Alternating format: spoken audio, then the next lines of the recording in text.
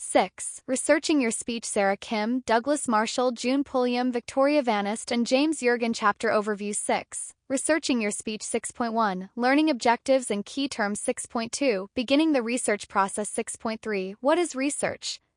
6.4. Developing a research strategy. 6.5. Citing sources. 6.1. Learning objectives and key terms. Learn that research is not only useful but fun. Describe how to establish research needs before beginning research. Identify appropriate scholarly and popular sources. Differentiate between primary and secondary research. Understand how to incorporate sources within a speech and how to use sources ethically. Differentiate between direct quotations and paraphrases of information within a speech. Explain 12 strategies for avoiding plagiarism.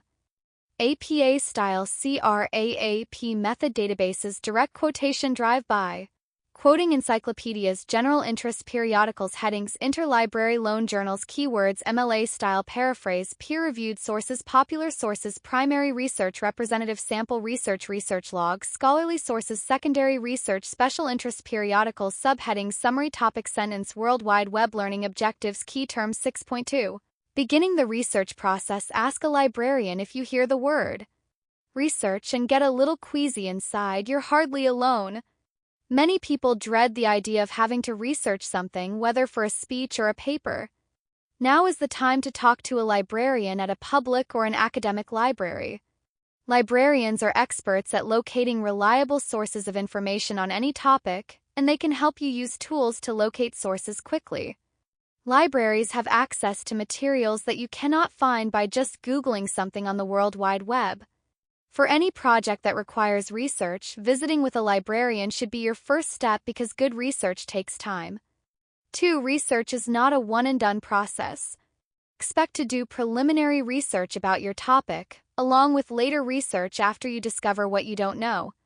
You can also consult a librarian if you don't have a clear idea of your topic. If you have a copy of your assignment, the librarian can help you brainstorm some topics that might work so that you can begin your preliminary research. If you are feeling uncertain about your topic or ability to research it, schedule a one-on-one consultation with a reference librarian. During a consultation, the librarian can give you more time and attention than you would normally receive at the reference desk. Finally, while librarians can help you find reliable information about your topic, you should not expect them to do your research for you.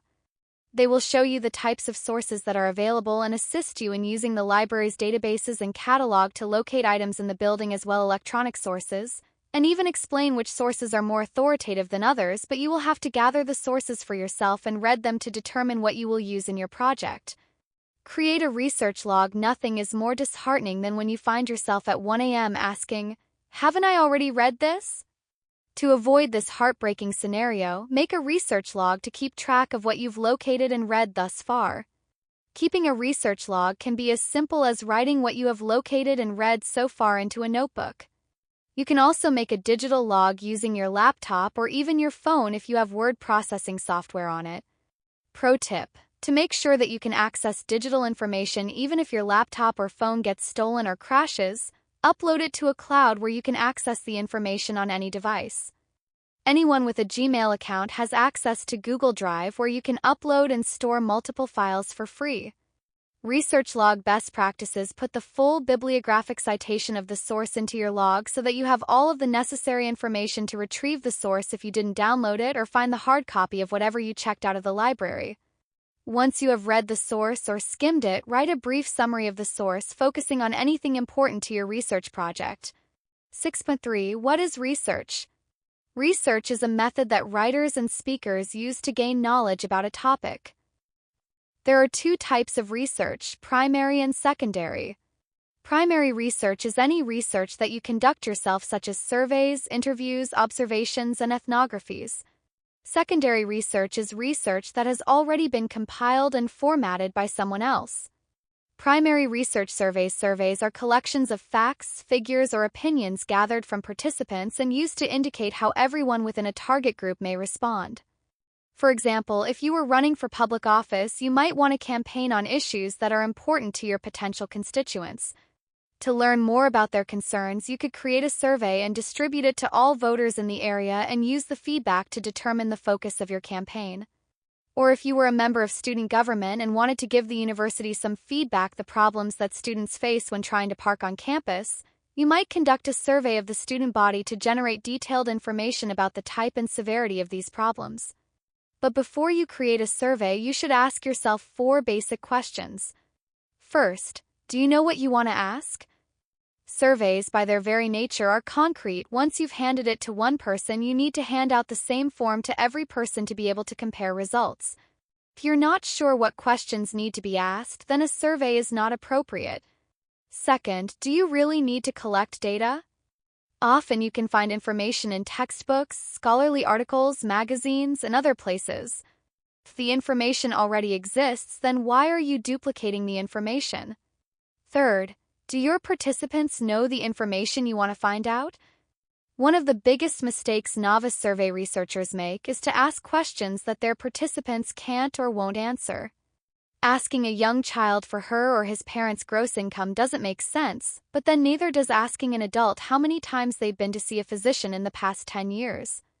Fourth, will your participants tell you? The information could be potentially damaging. People are more likely to either lie on a survey or leave the question blank.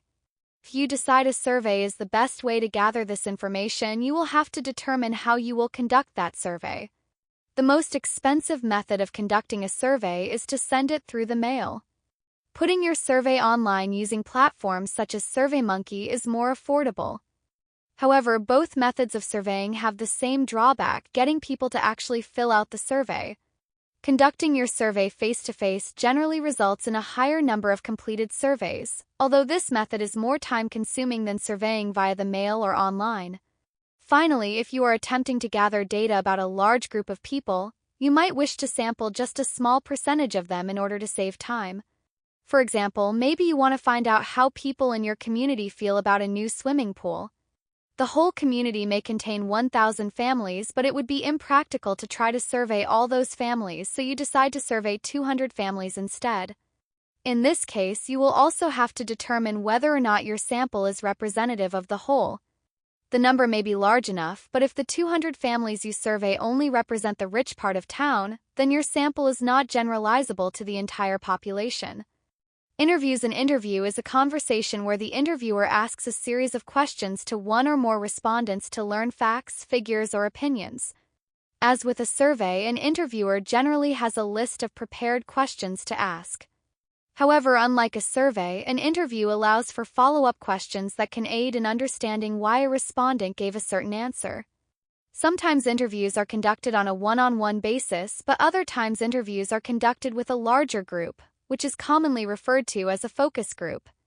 One-on-one interviews enable an interviewer to receive information about a given topic with little or no interference from others. Focus groups are good for eliciting information, but they are also good for seeing how groups of people interact and perceive topics. Often information that is elicited in a one-on-one interview is different from the information gained from a group of people interacting. If you're preparing for a speech on implementing project management skills for student organizations, you may want to interview a handful of student organization leaders for their input. You may also want to get a group of students who have led successful projects for their student organizations and see what they did right.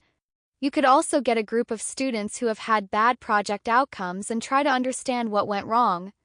Ultimately, you could use all this information not only to help you understand student organizations' project management needs, but to provide support for the recommendations you make during your speech. Secondary research. Secondary research is reported by someone not involved in conducting the actual research.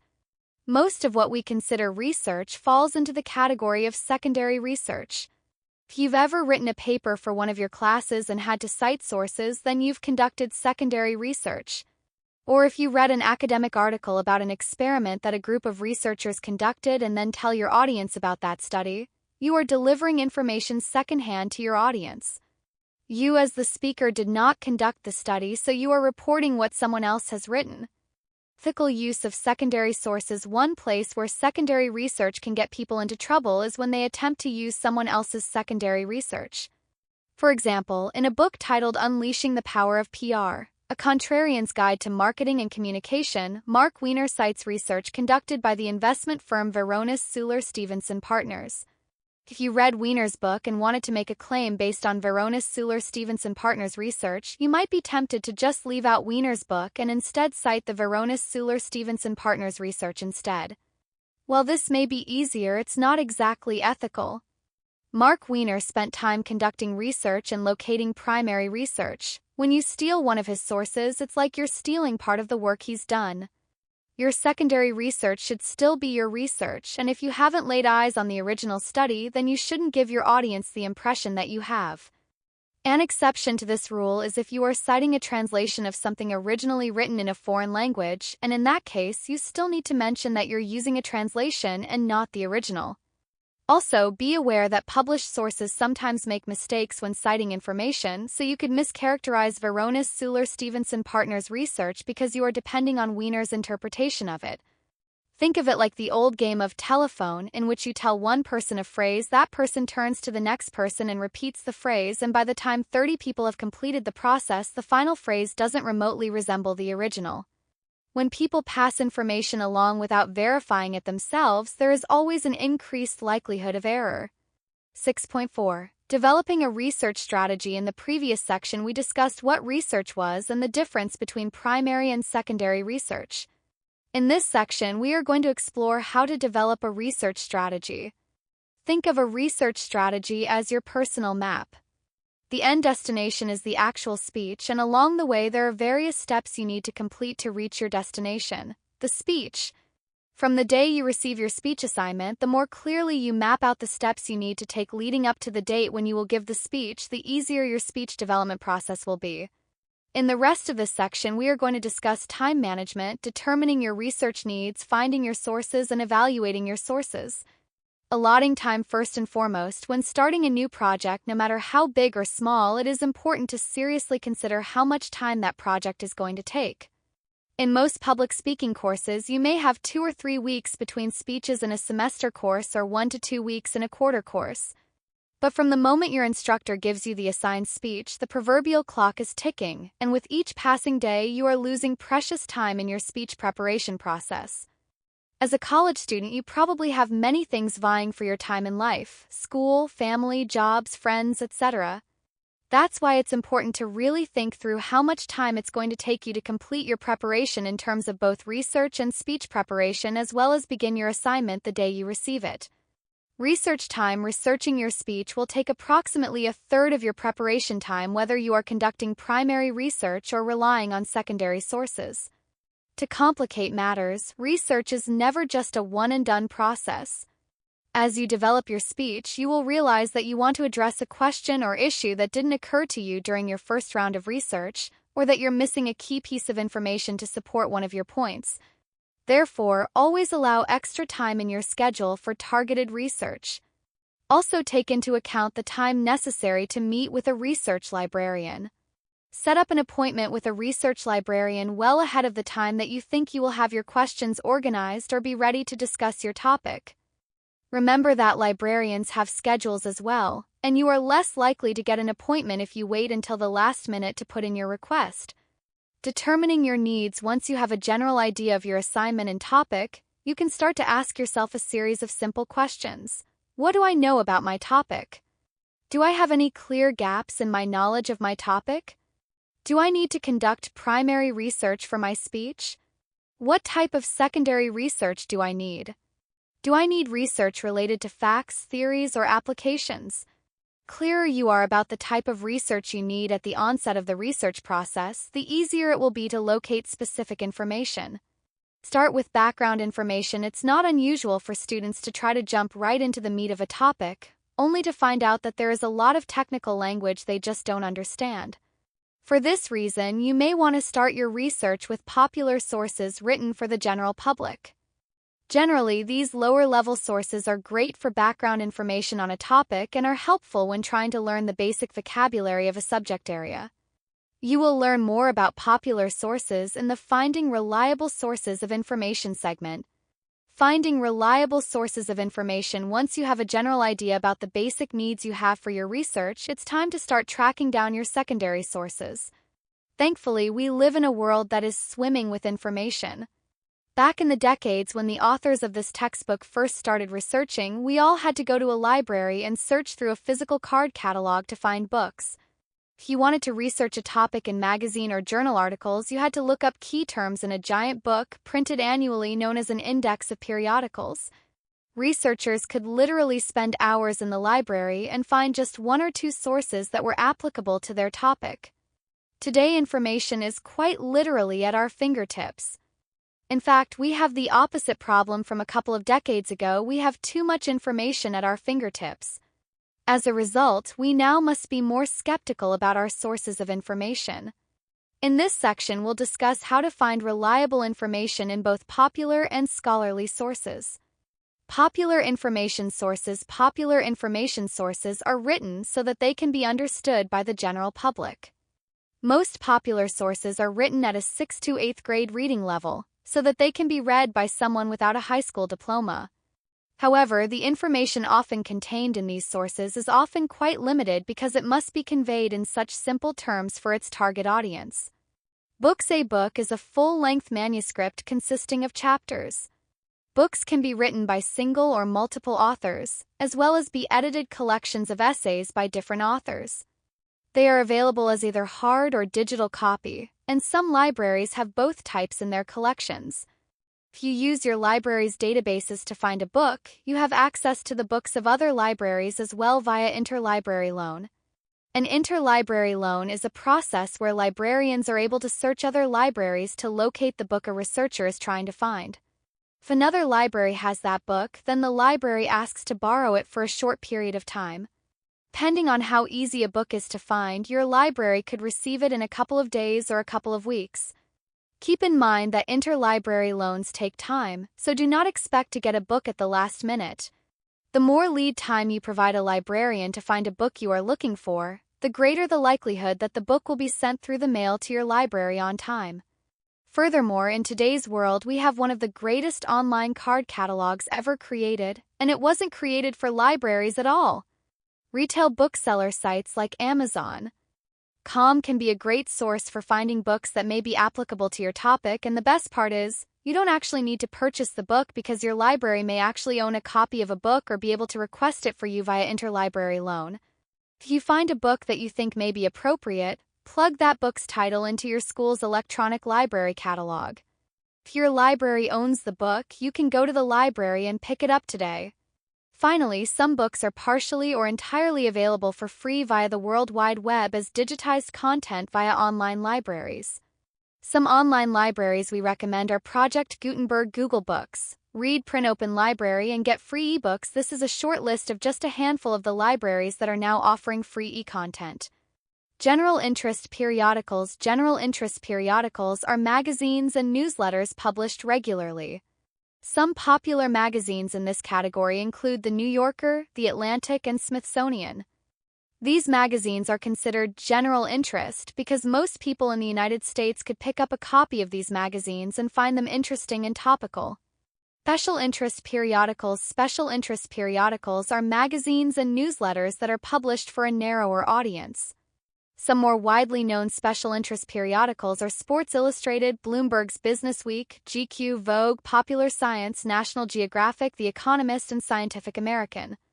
But for every major magazine, there are a great many other lesser-known magazines like American Coin-Op Magazine, Varmint Hunter, Fangoria, Shark Diver Magazine, Pet Product News International, Water Garden News, to name just a few. Newspapers, blogs, and news-gathering agencies. Newspapers and blogs are other major sources of popular information. A few blogs function similarly to traditional newspapers. Furthermore, in the past few years we've lost many traditional newspapers around the United States. Cities that used to have 4 or 5 daily papers may now only have 1 or 2. Major newspapers in the United States include the New York Times, the Washington Post, the Los Angeles Times, the Chicago Tribune, the Houston Chronicle, and USA Today, and major international English-language newspapers include The Guardian, The Independent, and the Irish Times. Most colleges and universities subscribe to a number of these newspapers in paper form or have access to them electronically. Furthermore, LexisNexis, a database many colleges and universities subscribe to, has access to full-text newspaper articles from these newspapers and many more around the world. In addition to traditional newspapers, blogs are becoming a mainstay of information in today's society. In fact, since the dawn of the 21st century, many major news stories have been broken by professional bloggers rather than traditional newspaper reporters. Although anyone can create a blog, there are many reputable blog sites that are run by professional journalists. As such, blogs can be a great source of information. However, as with all information on the internet, you often have to wade through a lot of junk to find useful, accurate information. Finally, news-gathering organizations can also be reliable sources of popular information. News-gathering organizations may or may not be associated with a publication or network. For example, AP and Reuters are wire services that sell content to newspapers and television stations worldwide from their network of reporters. Other reliable news-gathering sources include BBC News, CBC News, PBS, and Al Jazeera World News. Encyclopedias provide short, very general information about a topic and are available in both print and electronic formats, and their content can range from eclectic and general to the very specific, e.g. Encyclopedia of 20th Century Architecture, the Encyclopedia of the Zombie, The Walking Dead in popular culture and myth, listen to punk rock, exploring a musical genre. It is important to keep in mind that general encyclopedias are designed to give only brief, fairly superficial summaries of a topic area. Thus, they may be useful for finding out what something is if it is referenced in another source, but they are generally not a useful source for your actual speech. In fact, many instructors do not allow students to use encyclopedias as sources for their speeches for this very reason.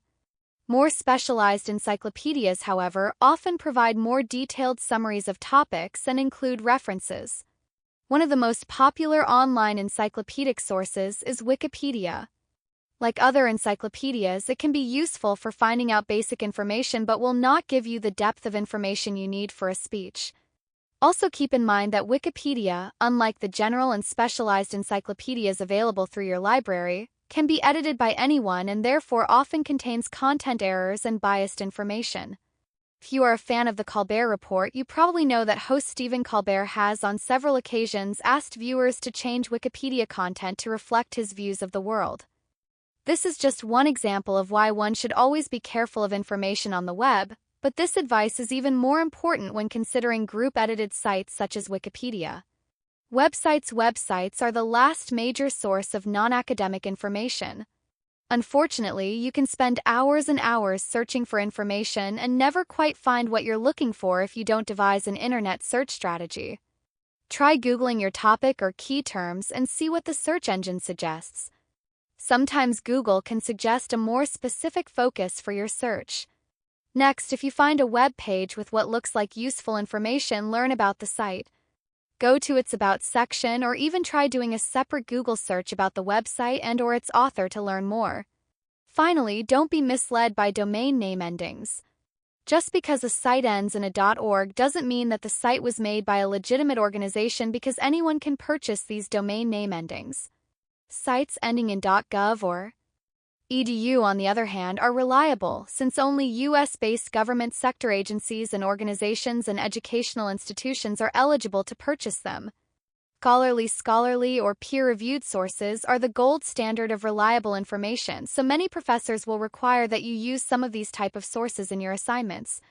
Scholarly sources are written by experts in their field, usually professors in a specific discipline. Scholarly sources contain the original research of these experts, which has been vetted by their peers, other experts in their field, who ensure that the research is based on the most recent and reliable scholarship in that discipline. Scholarly or peer-reviewed sources are usually found in academic journals and books published by university presses as well as some other publishers. Below are some types of scholarly sources. To search for scholarly sources in your library's catalog or databases, set a limiter that will confine your results to peer-reviewed sources, including academic journals. Scholarly books are primarily written by academics for other academics who use this information to conduct their own research. Scholarly books are works of non-fiction that are published by university presses as well as a handful of other major publishers who specialize in scholarly books. Some of these non-university presses specializing in academic books include Sage Press Routledge Jossie Base Pfeiffer The American Psychological Association The National Communication Association Palgrave Macmillan Scarecrow Press McFarland Polity Press Alfred A. Knopf Wiley Blackwell Basic Books Clarendon Press John Wiley & Sons Harper & Row Pergamon Press Random House Springer However, these books can be useful for non-academics as well because they contain original research and are thoroughly reviewed by other experts in the field prior to publication. To find information of interest in a scholarly book, try reading its table of contents to determine if a specific chapter focuses on your topic, or looking through the index and back for keywords related to your topic. Scholarly articles Shorter scholarly work is published as articles in academic journals.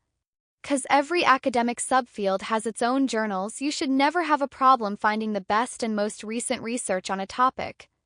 Dissertations and theses are manuscripts written by PhD and master's degree candidates.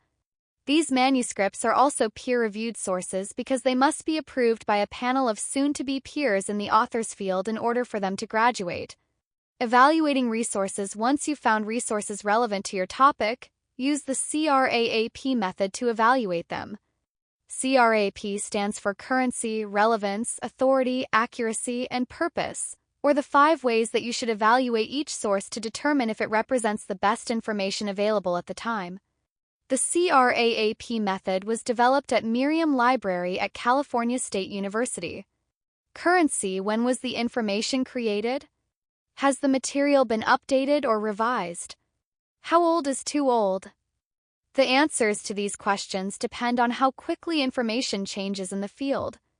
Consider the importance of currency for the following sources. An article on cancer treatments written in 1970, a book about coronaviruses written in 1990, an article about gender socialization written in 2000, a history of the United States written in 1960. Would this information still be good today, or might so many things have changed that the information needs to be updated?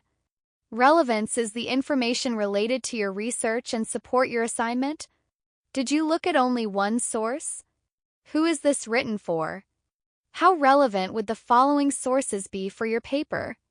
An article from a popular magazine or small local newspaper. The first 5 results in a Google search. The first 5 results in Discovery or one of the library's other databases. Authority. Who or what created and published the information? What credentials, education, affiliations, or experience does the have that are relevant to the topic? Can you easily find information about the author? If the information came from a website, does the domain ending give us any clues about its authority? Pro tip: website domains can help you evaluate the objectivity and quality of the information you're looking at. Only U.S. governmental agencies or educational institutions are able to purchase domain names ending in .gov or .edu. Other website domains like .com, .org, and .net can be purchased by anyone. Don't assume that a .org is more trustworthy than a .com. Are the following authoritative sources? A tweet about a new variant of COVID by the CDC, a peer-reviewed article on the efficacy of COVID vaccinations written by a team of scientists, a guest article written by a politician about the efficacy of COVID vaccinations. Accuracy: is this information factual? Has it been peer-reviewed? Is the information supported by evidence? Does the author credit their sources? Are there grammatical or spelling errors? Does the information seem to be wildly different from information you have read from other sources that you know are credible? What might these elements say about whether or not a source is accurate? Numerous citations found throughout misuse of their emotional language and tone information that can't be verified anywhere else. Purpose: why was this information created? Was the information created to inform, teach, sell, entertain, or persuade you? Is the purpose made clear?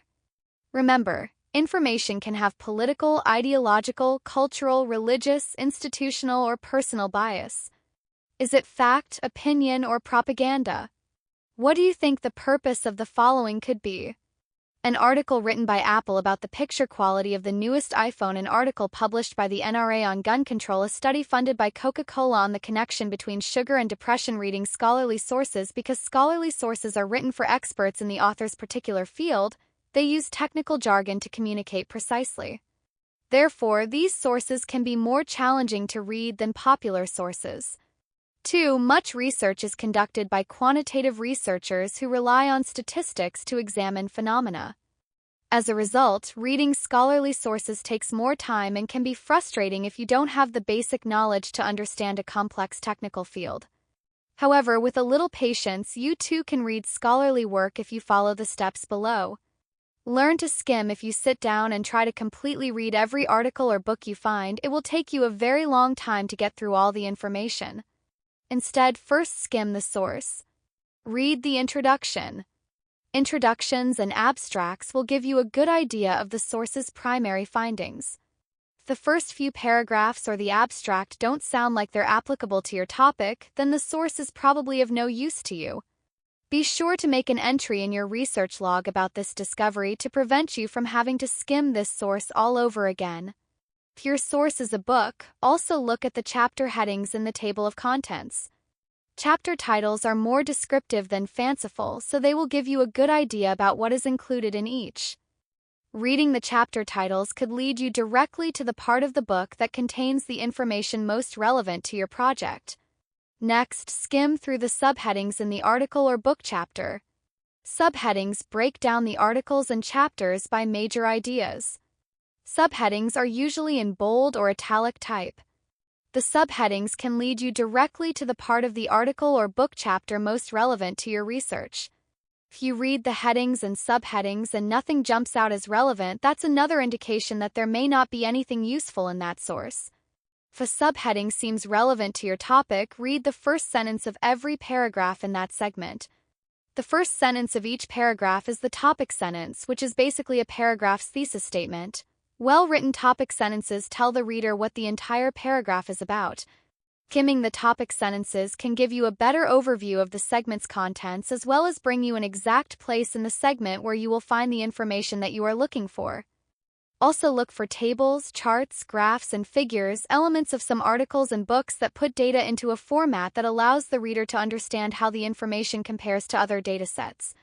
Write down any words or phrases that you do not understand and Google them later. This is how you build your vocabulary so that you will have less trouble reading subsequent scholarly sources on the topic. Lastly, take good notes while you're skimming. Whenever you find relevant information in a source, note the location and type of that information in your research log so that you can return to the source later. Read bibliography's reference pages after you've finished reading scholarly. Look at the bibliography or reference page at the end to see who that author cited. Often the sources cited by others can lead you to even better sources than the ones you found initially. Ask for help. Don't be afraid to ask for help. Reference librarians are there to help you locate resources. That was edited to the style and standards of the LibreText platform. 6.5. Citing sources. Most public speaking teachers will require you to turn in either a bibliography or a reference page with your speeches. In this section, we're going to explore how to properly cite your sources for a Modern Language Association list of works cited or an American Psychological Association reference list. We're also going to discuss plagiarism and how to avoid it. Why citing is important. Citing enables readers to see where you found information used within a speech, article, or book. Citing your sources is one way that you demonstrate your credibility and integrity to your audience. When you cite your sources, you are showing your audience that your ideas are based in the most up-to-date ideas and best practices within your subject area, as well as differentiating between your own insights and the intellectual property of others. Failing to cite your information properly or at all is considered plagiarism, which is representing someone's words or ideas as your own. Because plagiarism is a type of academic dishonesty, educational institutions have strict prohibitions against it. APA versus MLA source citations. While there are numerous citation styles to choose from, the two most common style choices for public speaking are APA and MLA. Scholars in the social sciences tend to use APA style, while scholars in the humanities are more likely to use MLA style. Two styles are quite different from each other, so learning them does take time. Your instructor will tell you which citation style to use for citing your sources.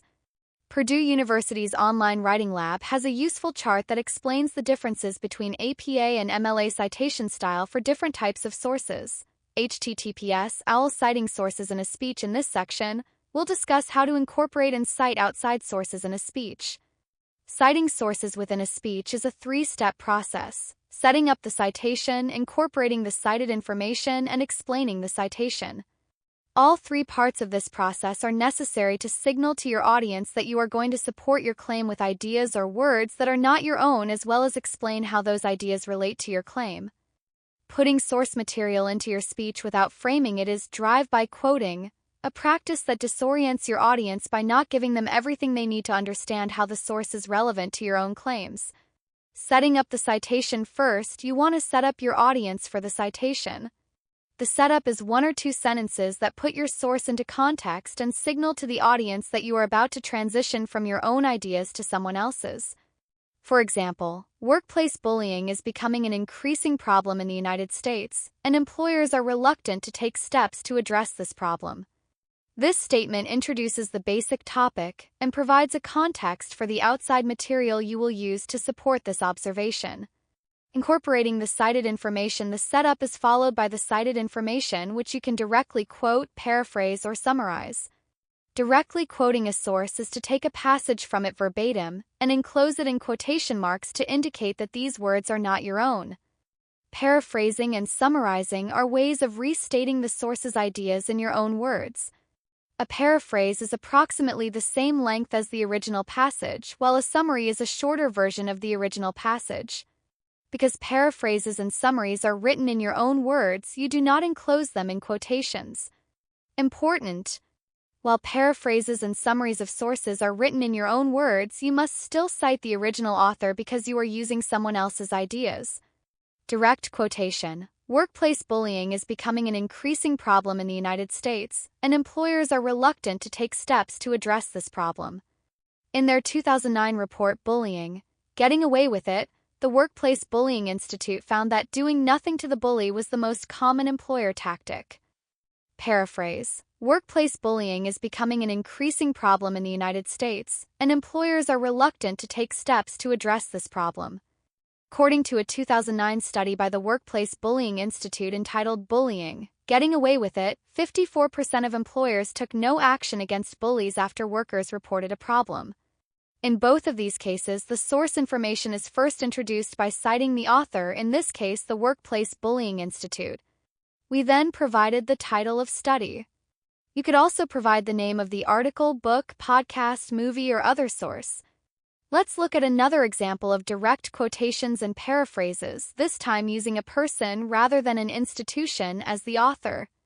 Direct quotation. In her book, The Elements of Library Research, What Every Student Needs to Know, Mary George, senior reference librarian at Princeton University's library, defines insight as something that occurs at an unpredictable point in the research process and leads to the formulation of a thesis statement and argument, also called an aha moment or focus. Paraphrase. In her book, The Elements of Library Research, What Every Student Needs to Know, Mary George, senior reference librarian at Princeton University's library, tells us that insight is likely to come unexpectedly during the research process. It will be an aha moment when we suddenly have a clear vision of the point we want to make. Notice that the same basic pattern for citing sources was followed in both cases. Explaining the citation. One of the biggest mistakes of novice public speakers is incorporating cited material without explaining how it supports their claim, or hit-and-run quoting. The cited material does not speak for itself. It's your job as writer and speaker to explain how the quotation or paraphrase supports your claim. Don't force your audience draw their own conclusions. Help them make the connections you want them to make. In the examples below, the material that explains the significance of the paraphrase or quote is in bold type. Bullying example. Direct quote. Workplace bullying is becoming an increasing problem in the United States, and employers are reluctant to take steps to address this problem. In their 2009 report, Bullying: Getting Away with It, the Workplace Bullying Institute found that doing nothing to the bully was the most common employer tactic. Clearly, organizations need to be held accountable for investigating bullying allegations.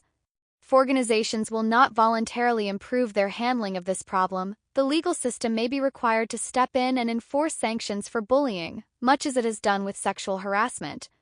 Bullying example. Paraphrase. Workplace bullying is becoming an increasing problem in the United States, and employers are reluctant to take steps to address this problem. According to a 2009 study by the Workplace Bullying Institute entitled Bullying: Getting away with it, 54% of employers took no action against bullies after workers reported a problem. Clearly, organizations need to be held accountable for investigating bullying allegations. If organizations will not voluntarily improve their handling of this problem, the legal system may be required to step in and enforce sanctions for bullying, much as it has done with sexual harassment. Aha! Example direct quote. In her book The Elements of Library Research, What Every Student Needs to Know, Mary George, senior reference librarian at Princeton University's library, defines insight as something that occurs at an unpredictable point in the research process and leads to the formulation of a thesis statement and argument, also called an aha moment or focus. As many of us know, reaching that aha moment does not always come quickly, but there are definitely some strategies one can take to help speed up this process. Aha! Example paraphrase. In her book The Elements of Library Research, What Every Student Needs to Know, Mary George, senior reference librarian at Princeton University's library, tells us that insight is likely to come unexpectedly during the research process. It will be an aha moment when we suddenly have a clear vision of the point we want to make. As many of us know, reaching that aha moment does not always come quickly, but there are definitely some strategies one can take to help speed up this process.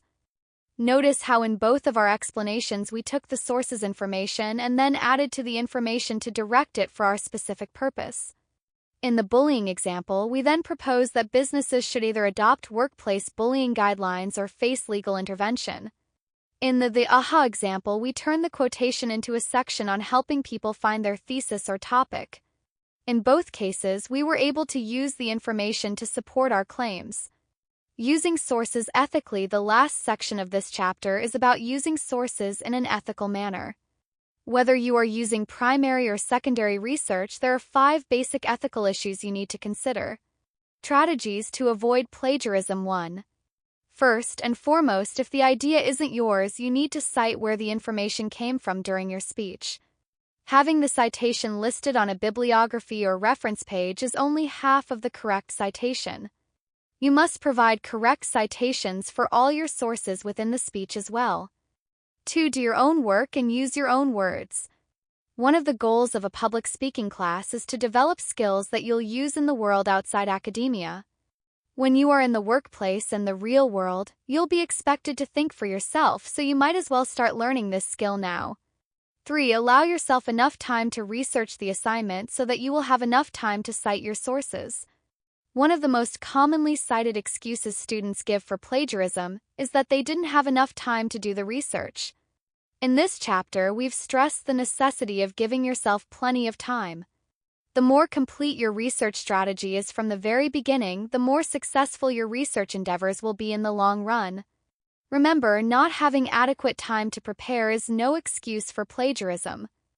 Keep track of your sources by taking careful notes while you do your research. Common mistake that people can make is that they forget where information came from when they start creating the speech itself. Chances are you're going to look at dozens of sources when preparing your speech, and it is very easy to suddenly find yourself believing that a piece of information is common knowledge and not citing that information within a speech. This problem can be avoided by taking careful notes as you conduct your research, either with a pen and notebook or a Word document or spreadsheet.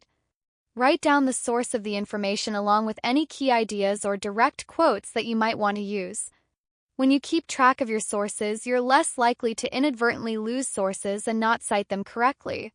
5. Make sure to clearly differentiate your voice in the speech from the voice of specific authors of the sources you quote.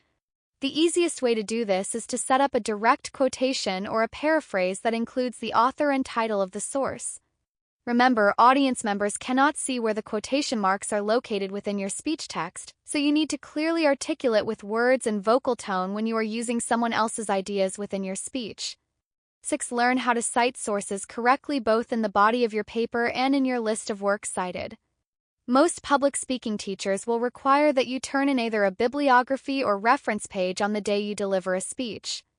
Many students make the mistake of thinking that the bibliography or reference page is all they need to cite information, and then they don't cite any of the material within the speech itself.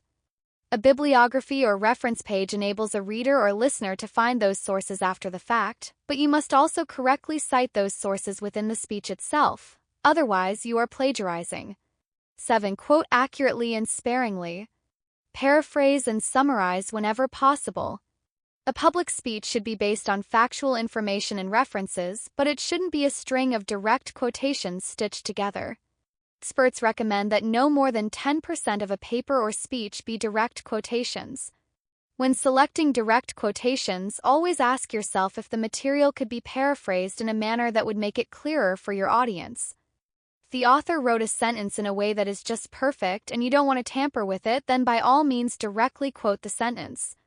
But if you're just quoting because it's easier than putting the ideas into your own words, this is not a legitimate reason for including direct quotations. To paraphrase carefully. Modifying an author's words in this way is not simply a matter of replacing some of the words with synonyms. Instead, as Howard and Taggart explain in Research Matters, paraphrasing forces you to understand your sources and to capture their meaning accurately in original words and sentences. Incorrect paraphrasing is one of the most common forms of inadvertent plagiarism by students. First and foremost, paraphrasing is putting the author's argument, intent, or ideas into your own words. Now, do not patchwrite. Menegar-Bealey and Paulos define patchwriting as mixing several references together and arranging paraphrases and quotations to constitute much of the paper. In essence, the student has assembled others' work with a bit of embroidery here and there, but with little original thinking or expression. Just as students can patchwrite, they can also engage in patch speaking.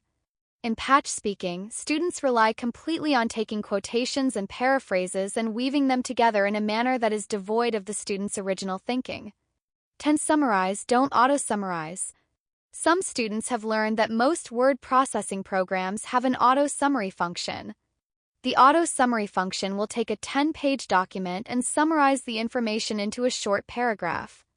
When someone uses the auto-summary function, the words that remain in the summary are still those of the original author, so this is not an ethical form of paraphrasing. Also, auto-summaries generated by word processing programs aren't always accurate summaries. Writing an accurate summary is a complex task best performed by a human brain.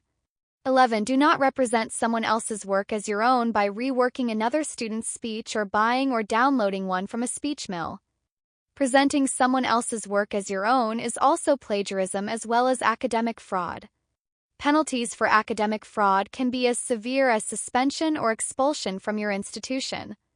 Don't mislead your audience. If you know a source is clearly biased and you don't spell this out for your audience, then you are purposefully trying to mislead or manipulate your audience. Instead, if the information may be biased, tell your audience that the information may be biased and allow your audience to decide whether to accept or disregard the information.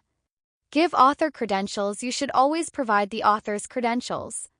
In a world where anyone can say anything and have it published on the internet or even publish it in a book, we have to be skeptical of the information we see and hear. For this reason, it's very important to provide your audience with background about the credentials of the authors you cite. Use primary research ethically. Lastly, if you are using primary research within your speech, you need to use it ethically as well. For example, if you tell your survey participants that the research is anonymous or confidential, then you need to make sure that you maintain their anonymity or confidentiality when you present those results. Furthermore, you also need to be respectful if someone says something is off the record during an interview. We must always maintain the privacy and confidentiality of participants during primary research, unless we have their express permission to reveal their names or other identifying information. References: American Psychological Association. Publication Manual of the American Psychological Association. Washington, D.C. Author. See also American Psychological Association. Concise Rules of APA Style. The Official Pocket Style Guide from the American Psychological Association. Washington, D.C. Author.